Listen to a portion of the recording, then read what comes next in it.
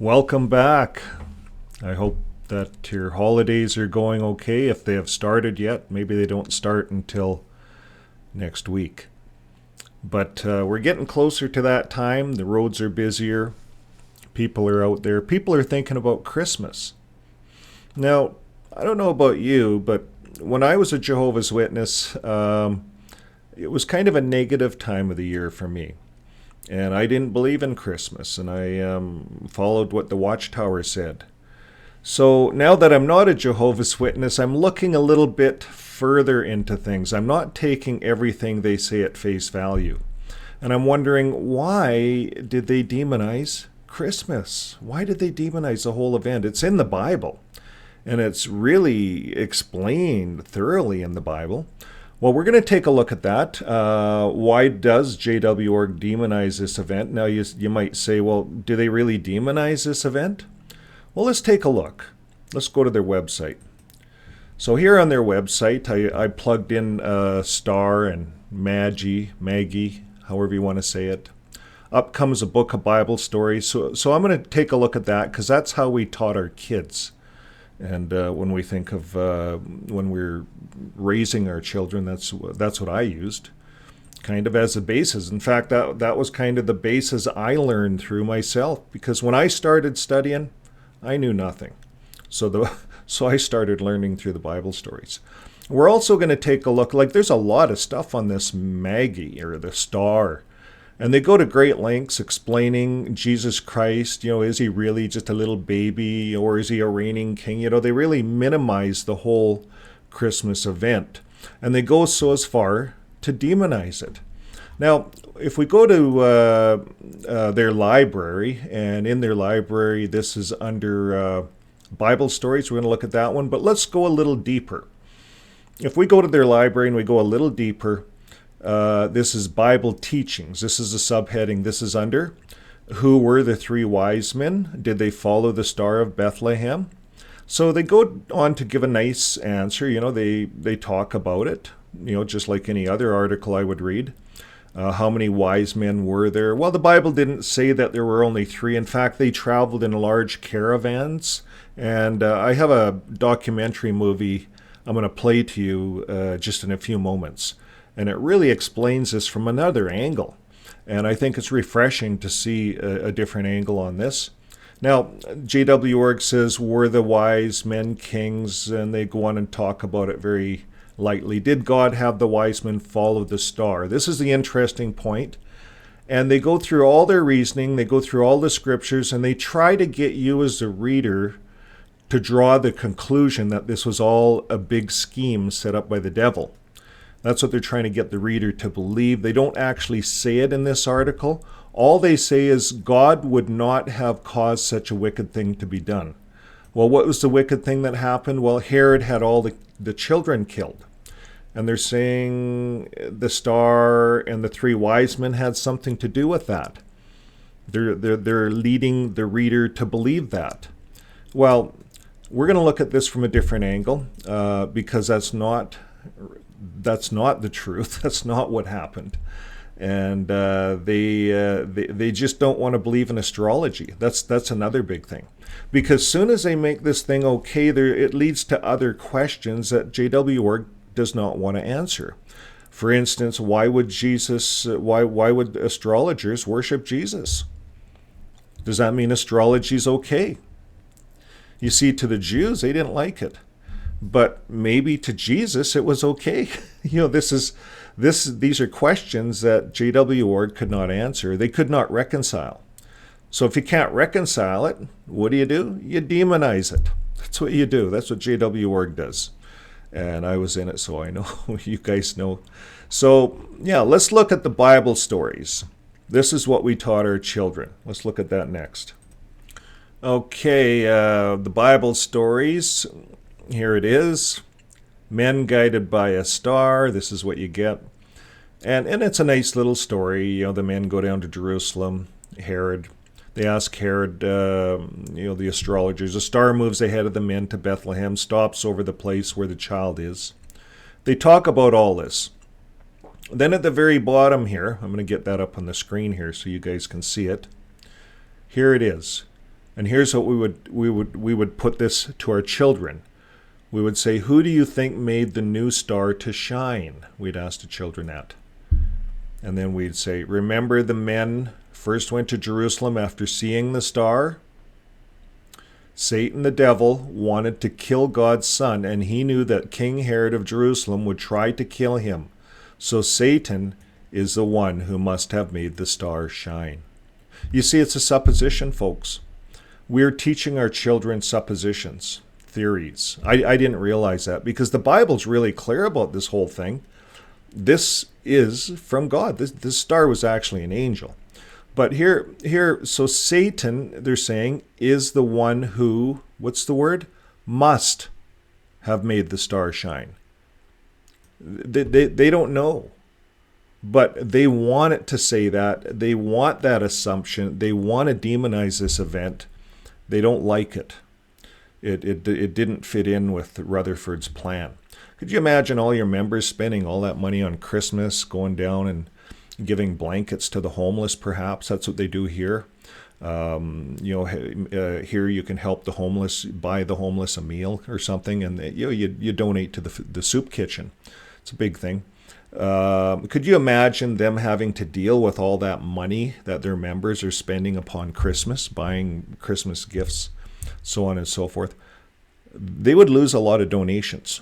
So now they have all of that money that would go out, that members would give, voluntarily give to help people, gifts of kindness.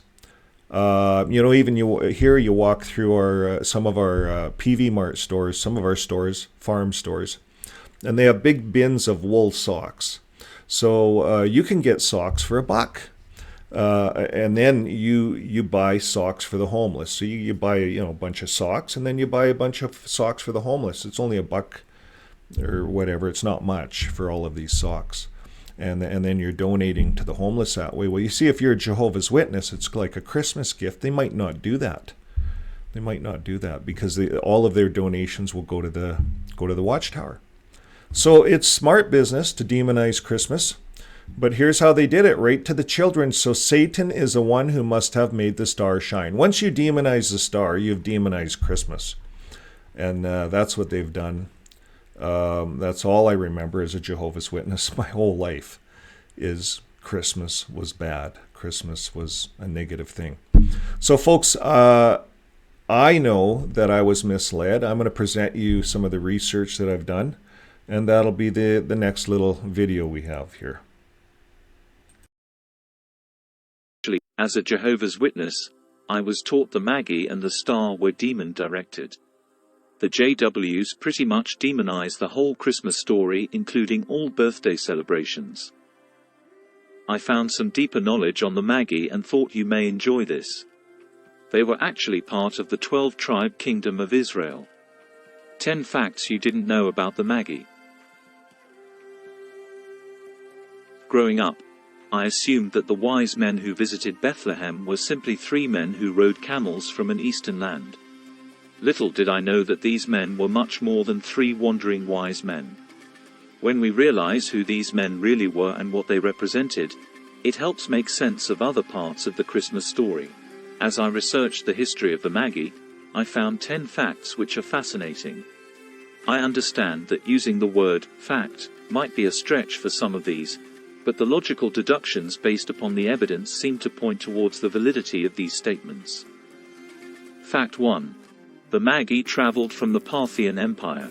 The Parthian Empire was a vast ancient empire, which ruled in Asia at the same time that the Roman Empire ruled over the Mediterranean region. It is believed that when Israel was exiled into this region centuries before, they settled there and eventually rose to power and actually had kings with Israelite blood who ruled over this empire. Fact 2. The Magi were powerful members of the Parthian two-house body that elected Parthian monarchs and had great influence within the empire. The assembly was composed of a royal family, the Arsacids, and the priests, the Magi. The Greek word translated wise men is Magian, literally meaning Persian astronomer or priest, from which we derive the word Magi. According to this theory, the Magi were descended from the tribe of Levi. When the Magi visited Jesus, there might have been 10-12 main leaders, all representing the tribes of Israel, instead of the traditional number of 3. Fact 3.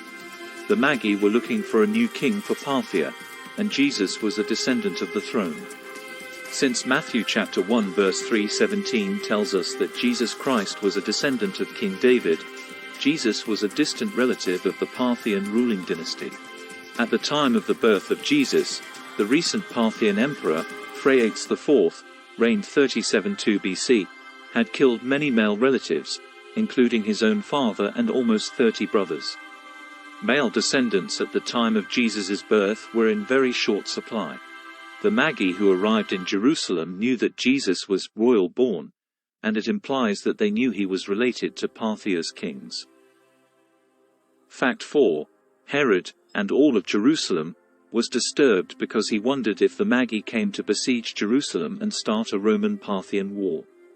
The Parthian caravan probably had so many armed escorts that many feared it was an invasion force coming to besiege Jerusalem and start a new Roman-Parthian war. Israel was in a strategic location, and whichever nation controlled Israel would control the surrounding area. These two empires had fought over this area in the recent past, and Herod feared with a newborn king in his midst, it would give the common people motivation to rebel against the Roman government and join forces with Parthia. The Magi's caravan might have had over 10,000 men and 1,000 camels. Since the Magi were high officials of the Parthian government, they would routinely travel with a substantial escort of Parthian soldiers to guarantee their protection. Their escort may have been unusually large, including servants, animals, cooks, etc. Fact number 5. Herod controlled his response to the Magi, proving the power of the Parthians. The Magi came directly to King Herod, quite open about their reasons for being in Roman-occupied Palestine. He that is born King of the Jews, Matthew chapter 2 verse 2. Herod could have flown into a rage, and yelled, "How dare you ask to see another king of the Jews beside me? I am King of the Jews." The fact that Herod swallowed his pride, and meekly answered the Magi is noteworthy. Herod may even have suspected that the Magi's question was designed to provoke an incident, which would lead to an outbreak of hostilities and his removal from the throne. Herod may have been expecting to hear an ultimatum for the surrender of Jerusalem to Parthia when the Magi were ushered into his presence. The fact that the Magi spoke directly to Herod, who was Rome's King of the Jews, about wanting to find a new King of the Jews, could be seen by the Romans as very close to a declaration of war, given the region's history. Fact number 6.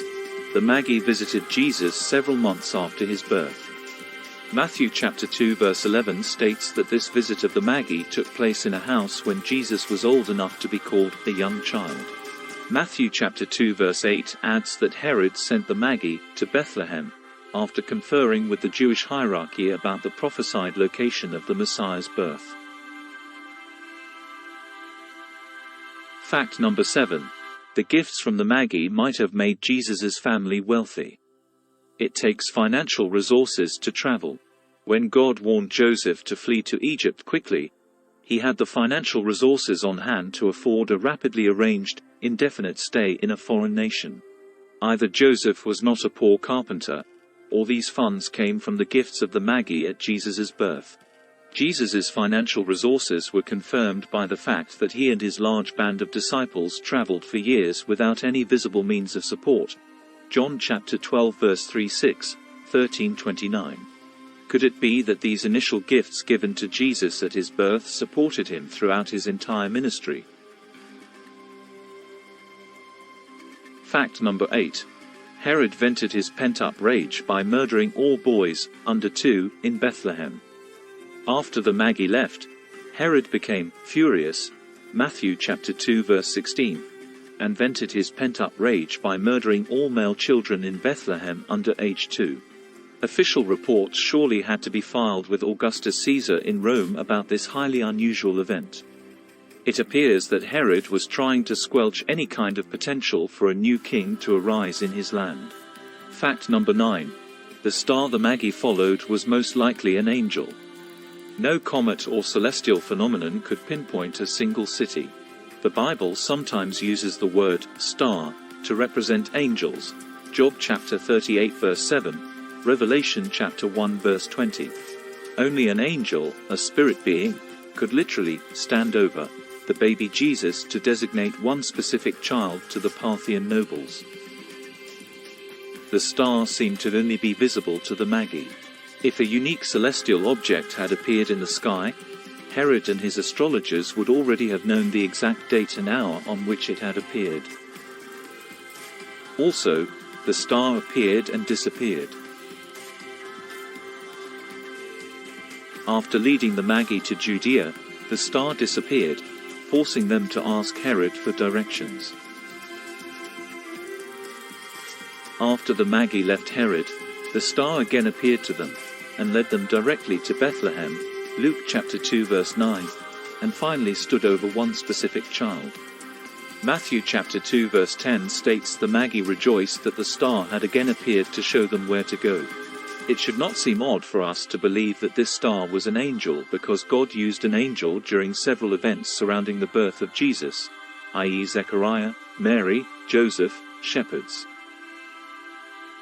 Since God used angels to direct the movements of people in the events surrounding Christ's birth, it would have been completely consistent for God to also send an angel to guide the Magi's movements. Fact number 10. The Magi might have monitored the events of Jesus' life. It is possible that the Magi discussed the possibility that this child Jesus, born under such unusual circumstances, might one day take the throne of the Parthian Empire. This delegation of Parthian Magi likely would have stayed in contact with Jesus in future years and monitored the events of his life.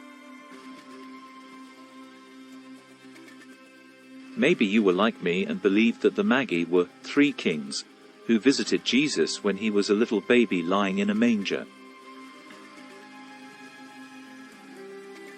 Hopefully, this new information impacts your view of the Magi, the Empire of Parthia, and ultimately the grand plan of God that is so much greater than what we can sometimes imagine. It is my hope that this can help you realize that the history of this planet is really his story.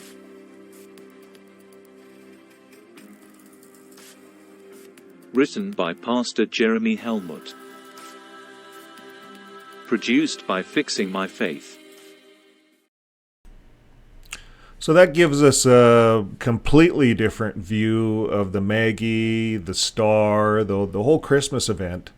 And it makes sense when you think of the star and how that star is laid out. And we see that God called angels stars in other parts of the Bible. It all makes sense that this star was an angel, a bright light, an angel.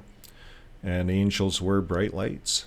So it makes more sense, this story, than the JW story in front of us here, where is Satan a bright star, a shining light? Well, Satan from day one wanted to minimize Jesus' role in this whole thing. In fact, would it not be Satan? And Satan was very powerful. Satan came up to Jesus and offered him all the kingdoms of the world if he would fall down and do one act of worship. But of course Jesus was faithful through those temptations and told Satan to get away from me. So Satan had a lot of power, or has a lot of power. And Satan had Jesus killed in the end. But Satan wanted him out of the way long before he started his ministry, if it could happen. So when I look at how Jehovah's Witnesses view this whole story, it reminds me of one scripture, and I'm going to show it to you now. It's right here in 2 Corinthians 11, verse 14. And it says, "And no wonder, for even Satan disguises himself as an angel of light." And if we were to read that whole little section, it talks about this. It says, so it is no surprise right here in the latter part of verse 15. It says, so it is no surprise that if his servants also disguise themselves as servants of righteousness, and their end will correspond to their deeds. So Satan wants this to look like it makes sense. I go to JW.org. I go here, Men Guided by the Star. I look at how we taught our children about this, and they teach that it's Satan. But yet the Bible teaches that it's from God. There's nowhere in the Bible that it teaches that Satan was in charge of these magi. It's just that JW.org didn't do the research. This magi actually belongs to the 12-tribe Pantheon kingdom under Abraham. That's all. It's a small little search. You can look at this. It's on Wikipedia. You can look at the 12 tribes of Israel and study up on all of the things that are said in that video. So folks, I hope this gave you guys a little bit of different view about Christmas, about the Christmas event, the star, the Magi. Maybe by taking a bit different look at this, we ourselves will reflect on the whole Christmas scene a bit different. Well, until next time, folks, keep living your day with love. And that will bring you a lot of benefits. I know that works good. Sure works here when I show that to the good wife. Like doing the dishes and vacuuming, things like that. Things that sometimes we think it's just a certain role. Well, we're all responsible, and by showing love, we all pitch in and help out. So, folks, have a great day, and keep doing what you're doing. Keep loving. Bye for now.